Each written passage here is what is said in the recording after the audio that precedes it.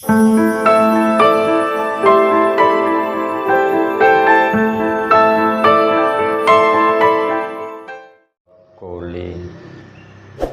ma'asyiral hadirin, jamaah pengajian yang mulia, meneruskan daripada pengajian kita yang lalu, hikmah yang didapati daripada sembahyang yang kita lakukan, yang mana sembahyang itu merupakan tiang agama.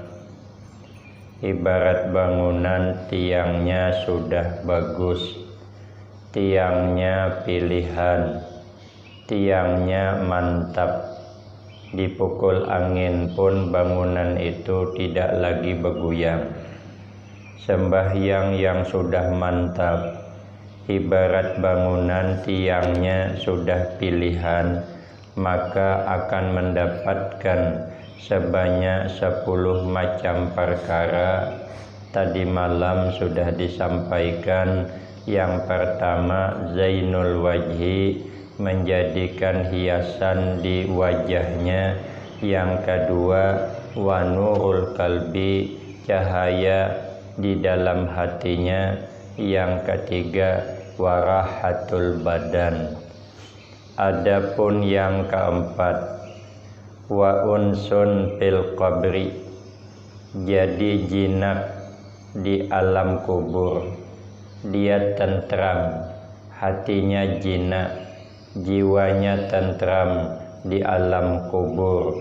Kalau sembahyang itu dilakukan ibarat tiang bangunan sudah mantap. Imam Syafi'i radhiyallahu anhu menambahkan, supaya enak di alam kubur, jinak hati di alam kubur, tentram hati di alam kubur, yang harus diamalkan. Yang pertama, kata Imam Syafi'i radhiyallahu anhu, meninggalkan mengumpat-ngumpat. Kita jangan suka menceritakan aib orang dengan niat menjatuhkan orang, dengan niat membuat orang malu. Kalau menceritakan aib orang untuk memperbaiki tidak mengapa, tapi kalau tujuannya menjatuhkan itu orang, membuat orang itu malu, nanti kalau tahu dia aibnya kita sebut kepada orang lain, maka dia malu, maka itu namanya ghibah. Kalau kita dapat, jangan mengumpat orang, apalagi kalau dapat cerita dari orang, tidak mesti betul, tidak mesti betul. Kita lihat dulu, sering ada muncul di televisi orang tandingan tebak-tebakan.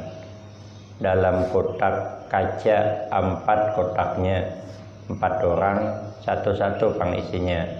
Kotak pertama 1, nanti yang kedua 1, yang ketiga 1, yang keempat 1. Itu telinganya ditutupnya kayak orang rekaman di studio. Nah, rekaman kayak bikin kaset. Nah, bertutup di sini, yang belengkok di atas kepala tuh. Nah, sebelah sana begitu pula. Maka dalam kaca yang pertama itu nanti dikasih catatan, catatannya umpama ikan bawal bepanggang. Dapat dak nebak sampai dak ke sana tuh, betul dak yang dicakapkannya tuh. Kalau betul dapat nilai 100, artinya 100% betul.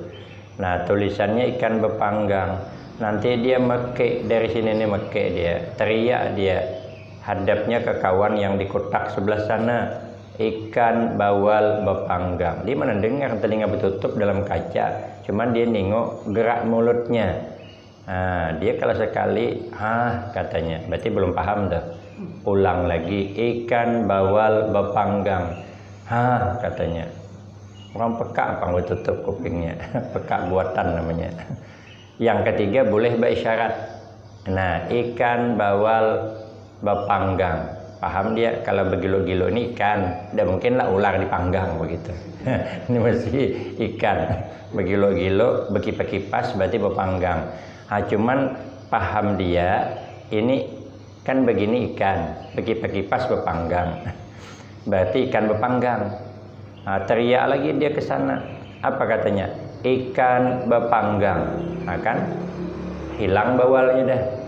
Orang tadi ikan bawal bepanggang. Sampai ke sana ikan bepanggang. Ini namanya diidit namanya. Idit apa namanya tuh? Dibuang. Ini orang tuh dibuang. Dipotong namanya, dipotong. Rekaman orang tuh dipotongnya. Jadi salah paham kan? Coba jangan dipotong rekaman orang tuh. Kalau sejam dibaca, jangan semenit cuman yang diambil, potong namanya.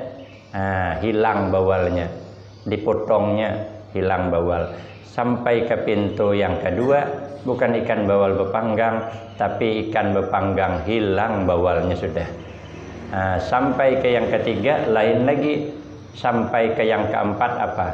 Karang bejarang. Kan jauh dah tuh. Orang di sini ikan bepanggang, di sana karang bejarang. Itulah cerita kadang-kadang, tidak mesti betul.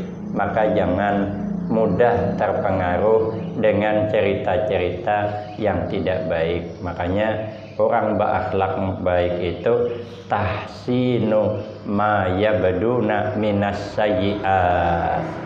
Orang yang berakhlak mulia, meniru akhlaknya Nabi, dia selalu memperbaiki sesuatu yang muncul yang tidak baik. Artinya dia suka menjernihkan air yang keruh, bukan membuat keruh air yang jernih. Maka dia tidak suka membicarakan kesalahan, aib orang lain. Itu takut kalau membuat keruh suasana.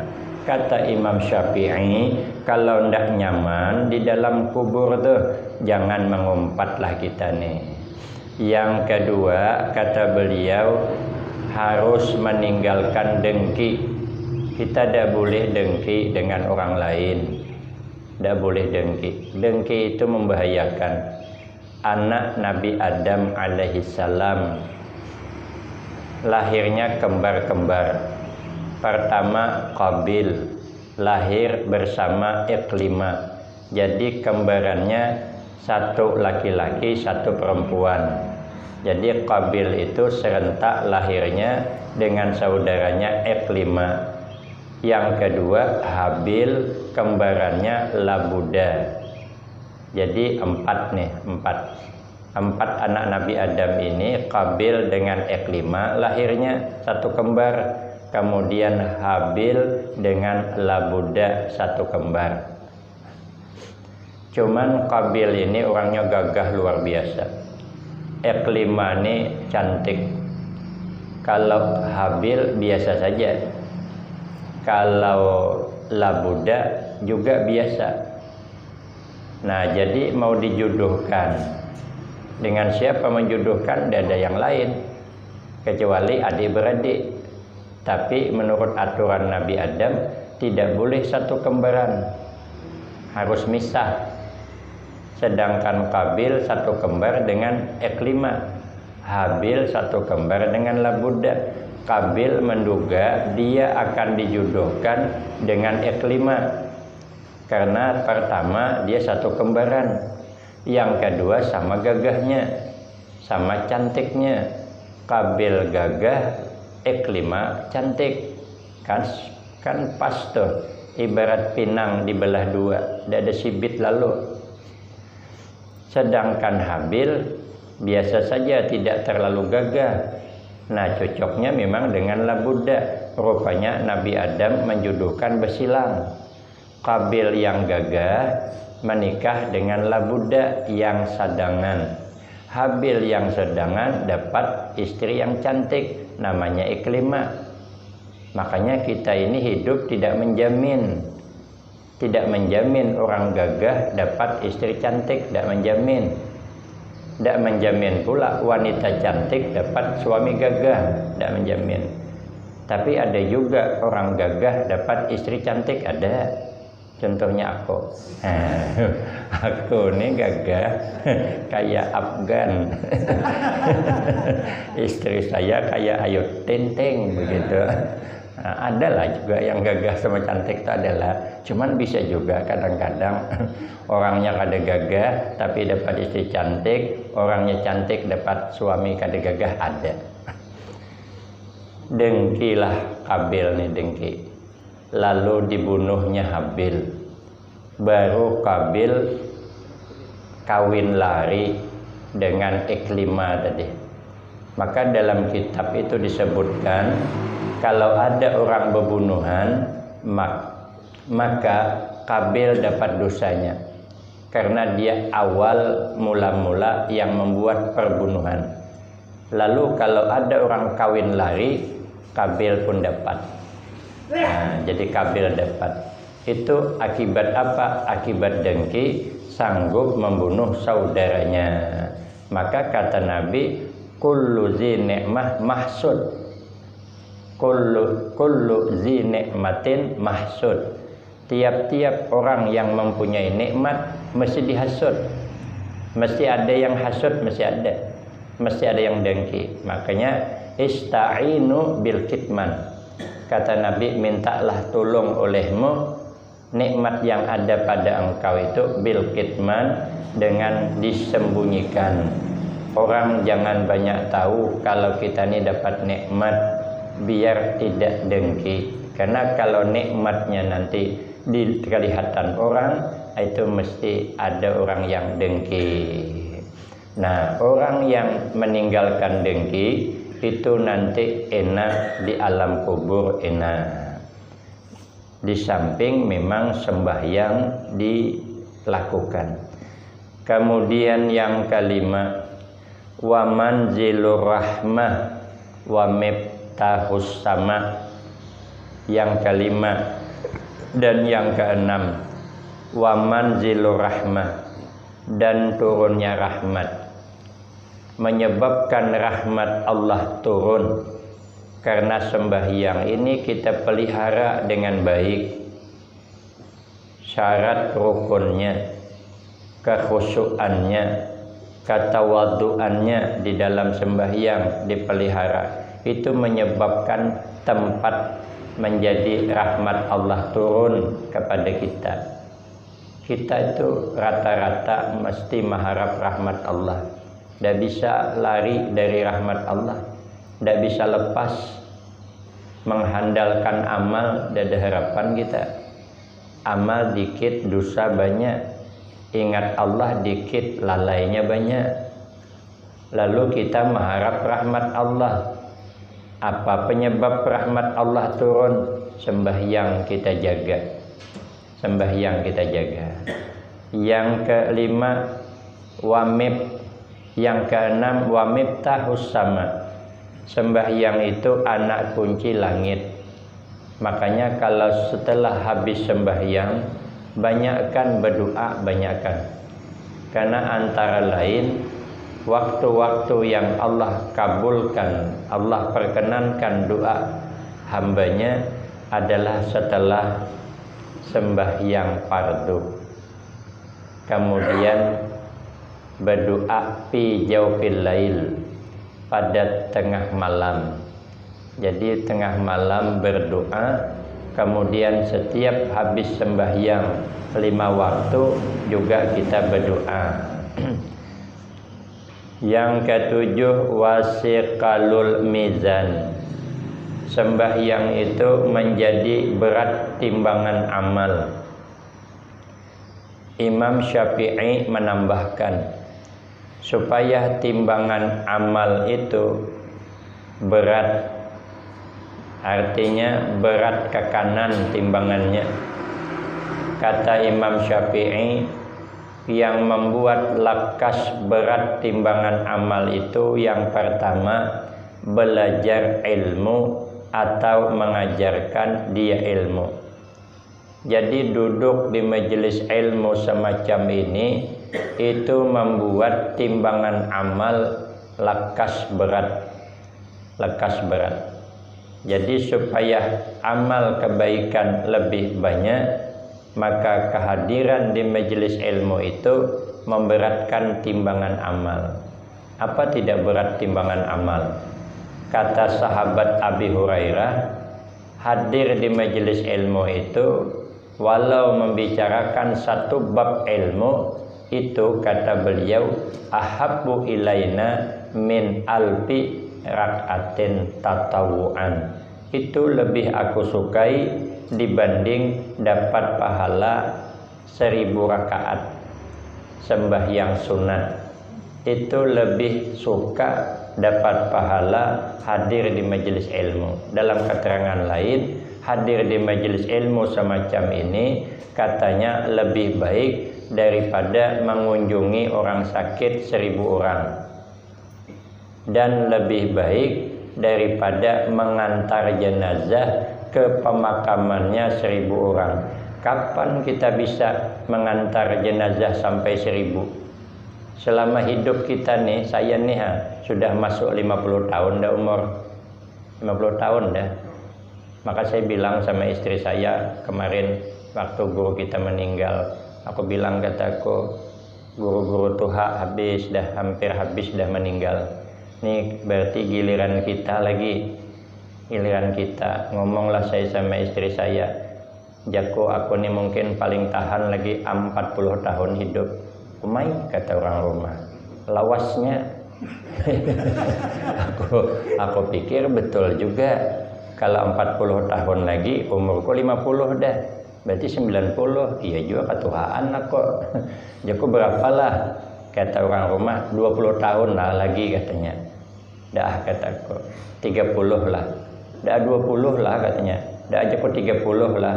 Akhirnya kami putuskanlah dalam musyawarah 30 tahun lagi. Umur 30 tahun sudah diputuskan. Tinggal mengajukan proposal dengan Allah Subhanahu wa taala. Mudah-mudahan diterima Allah proposal ini. Sudah, kami sudah musyawarah deh.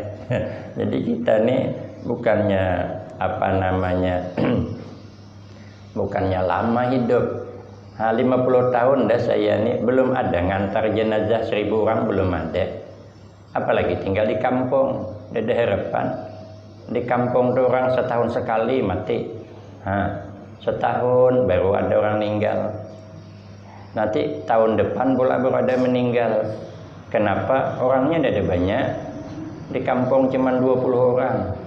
Kalau hari-hari meninggal 20 hari tutup kampung.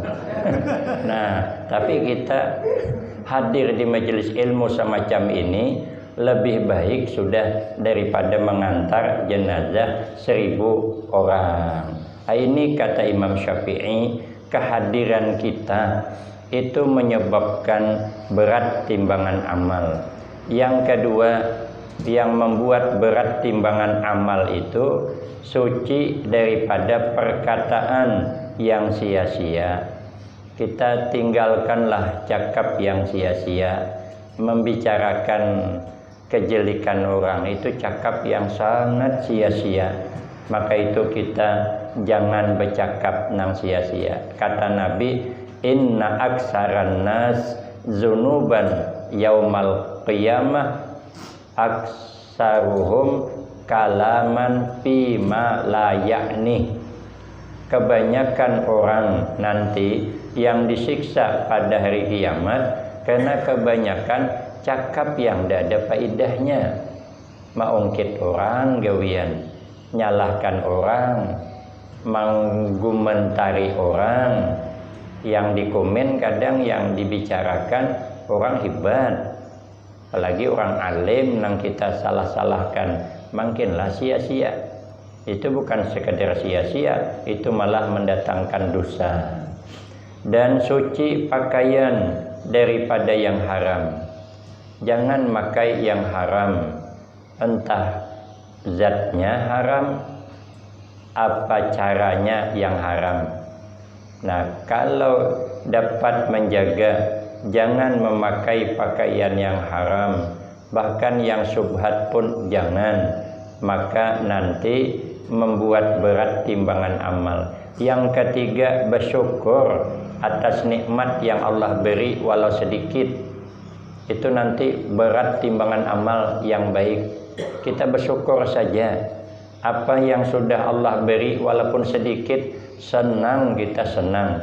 Kenapa? Itu kalau kita menerima pemberian Allah yang sedikit, kita merasa senang, merasa puas, merasa nikmat, berarti itu tanda kita mahabbah dengan Allah. Tanda kita mencintai Allah. Kalau kita cinta kepada Allah, Allah akan menyayangi kita. Kan kalau kita ini diberi oleh orang yang kita cintai, walaupun tidak ada nilainya secara materi, secara ekonomi kecil pemberiannya, tapi yang ngasih orang yang kita cintai, sayang minta ampun. Sayang, dulu aku pernah waktu sekolah ingin dengan seseorang, dikasihnya buku, bukan dikasih langsung, minta pegangkan, cuman ya Allah nikmatnya minta ampun. Apalagi dikasihnya rasa kada berpijak di bumi lagi aku, saking senangnya. Padahal dia minta pegangkan, cuman begitu aku megangkan tuh ya Allah, payahlah bilangkan, yang tahu maka tahu, berbunga-bunga hati senangnya. Jadi kita kalau dititipkan Allah kepada kita, walaupun sekecil apa rezeki, senang kita. Saya ada di rumah tuh sorban yang saya sayangi banget, ya, putih. Kenapa? Karena ayah sakit kemarin. Waktu sakit kuat, kebetulan malam itu saya selatip telepon saya, ayah agak kuat sakit. Jadi saya ke sana dengan Haji Ajay, minjam mobilnya, Haji Ajay ikut. Sampai ke sana, alhamdulillah beliau mau makan bubur. Saya duduklah samping beliau. Nah, beliau kedinginan, agak kedinginan. Selimut adalah agak kedinginan. Saya sorban putih. Saya pahamlah, mungkin sorban saya ini yang mau ditaruh di badan beliau. Aku buka sorban, aku taruhlah di badan beliau, berdiam, menunggu selimut yang satu lagi. Nah, setelah itu baru diganti, baru saya ambil. Nah, itu karena bekas menselimuti beliau, karena ayah itu memang kita cintai, itu ku sayangi banget sorban gitu. Ku simpan di rumah. Iya, 100 juta kan aku jual. Kenapa? Orang yang beli dia ada. Kalau ada yang beli aku jual lah mungkin. Yang beli dia ada. Entahlah, kalau Abrar mau beli, ya belilah. Kenapa kita sayang? Lah karena itu dari orang yang kita sayangi. Dulu aku pergi muktamar tarikah tahun 2004. Saya dikasih Habib Lutfi duit 150.000. Jadi aku tidak berangkat haji itu, aku simpan duit tuh dalam tas. Tapi saya menyiapkan santri berapa orang, nunggu anak saya kasihlah duit. Punya anak saya ini sakit dah. Pas sudah kelebaran dia, lebaran haji, berbelanja, dah cukup duit. Carinya di Sangki itu. Padahal aku simpan dari 150 tuh. Nah, aku jadikan jimat rencana. Saking sayangnya saya. Kenapa? Lah karena duit itu dari Habib Lutfi. Pesannya ini adalah bisyarah namanya. Menggembirakan, artinya sungguh hati. Karena kami ikut muktamar tarikah di sana. Aku sayangi duit tuh. Karena itu dari Habib Lutfi.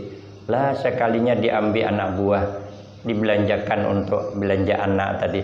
Sayang nian saya. Nah, padahal banyaklah duit yang lain banyak. Ya, adalah duit yang lain juga. Tapi kenapa ini disayang? Karena ini dari orang yang kita agungkan. Lah kita tidak ada yang lebih kita agungkan kecuali Allah. Tidak ada yang lebih kita besar-besarkan kecuali Allah. Allahu Akbar, Allah Maha Besar. Nah, alangkah orang yang kita agungkan di dunia saja, orang yang kita cintai di dunia ini, kalau dia mengasihi kita sesuatu, senangnya kita minta ampun. Tak memandang bentuknya, tapi pandang siapa yang ngasih. Nah, kita maunya begitu. Apa yang dikasih Allah, kita bersyukur. senang hati kita dengan pemberian Allah yang sedikit, maka itu menjadikan berat timbangan amal. Yang keempat, kata Imam Syafi'i, yang membuat timbangan amal itu berat, rida dan suka akan barang yang sudah diputuskan Allah, yang sudah ditetapkan Allah kepada kita. Rida saja kita, suka saja, jangan sangkal hati, jangan. Apapun yang diberi Allah, walaupun itu berupa ujian, tapi kita menerimanya dengan rida, suka hati. Rida dan suka hati.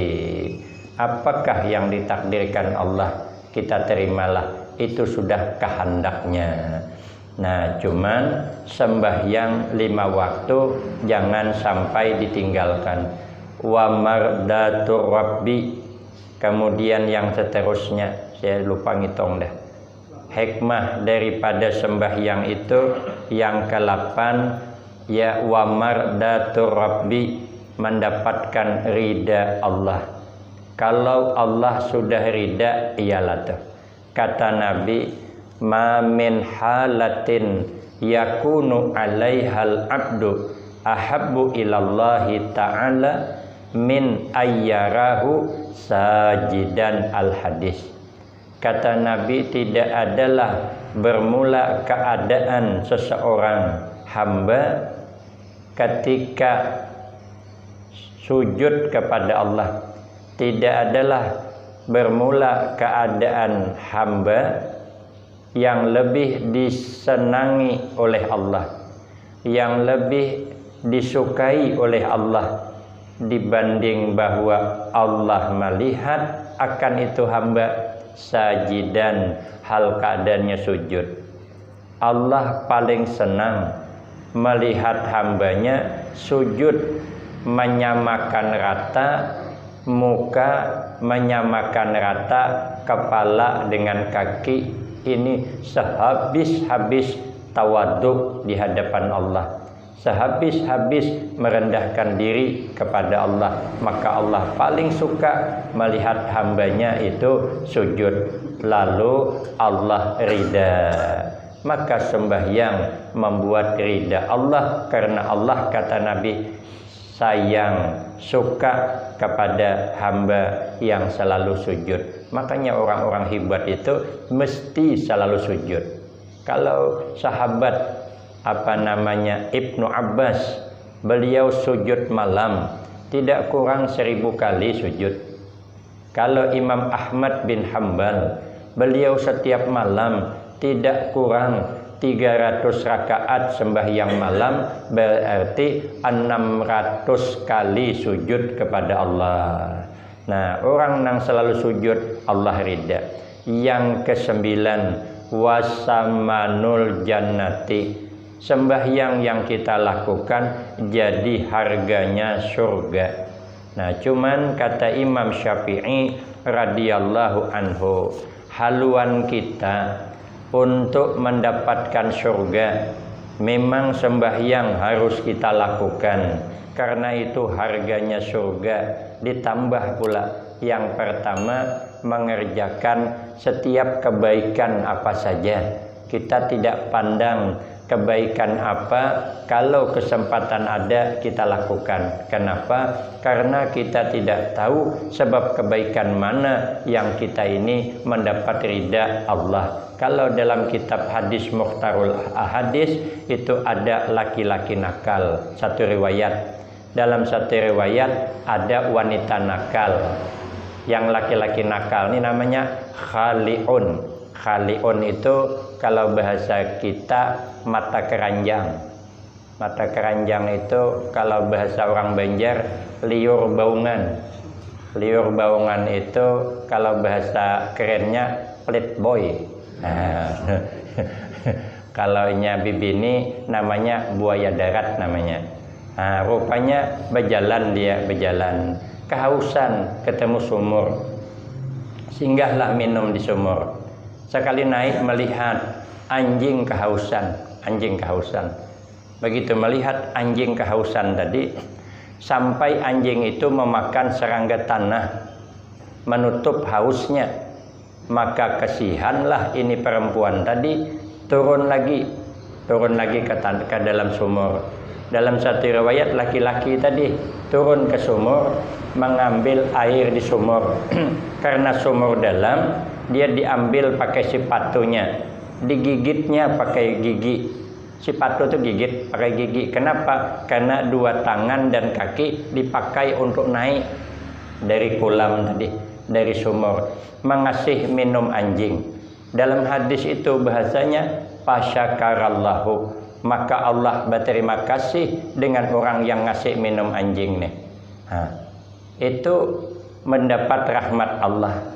Baru ngasih anjing minum sekali cuman. Bayangkan kalau hari-hari ngopi di warung main. Maka itu setelah ini marilah kita ngopi bersama begitu. Cuman yang bayar siapa begitu. Itu yang bayar, itu yang besar itu. Jadi walaupun dikit tapi manfaatnya banyak begitu.